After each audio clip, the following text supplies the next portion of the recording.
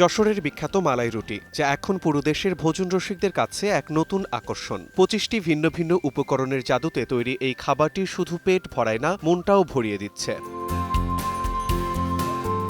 চায়ের দোকান দিয়ে ব্যবসা শুরু করেছিলেন মাসুম পারভেজ। ক্রেতারা দুধ চা খাওয়ার সময় রুটি গরম করে খেতেন। এ ব্যাপারটি খেয়াল করে মালাই রুটি তৈরির বিষয়টি মাথায় আসে। খাঁটি ঘন দুধ, দুধের স্বর এবং 7 ধরনের মশলা সহ বিস্কুটের গুঁড়া, চীনাবাদাম, সাদা তিল, কুমড়ার বীজ, কিশমিশ, থাই বাদাম, কাজু বাদাম, কাঠবাদাম, পেস্তা বাদাম, খেজুর, তালমিশ্রি, গুঁড়া দুধ, মধু ও কালোজিরা দিয়ে তৈরি করছেন মালাই রুটি।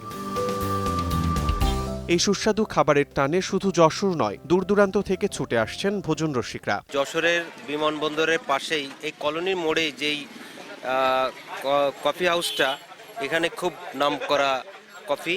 এখানে যেই মালাইকারি আছে, যেই টেস্ট, আমরা ওই খবরটা শুনে এখানে আসছি খেতে, এবং খেয়ে আমাদের খুবই টেস্ট লেগেছে। খুবই ব্যতিক্রমী একটা উদ্যোগ। আমরা আগে ভাবিনি যে পাউরুটিকে এভাবে করে আসলে প্রেজেন্ট করা যায়। আসলে খুব মজাদার হয়েছে ব্যাপারটা। অভিনব এই খাবারটি ভোজন রসিকদের মধ্যে জনপ্রিয়তা লাভ করায় বিক্রি বেড়েছে বহুগুণ। নিজের পরিশ্রমের ফসলে রসনা পিপাসুদের তুষ্ট করতে পেরে আনন্দিত মাসুম।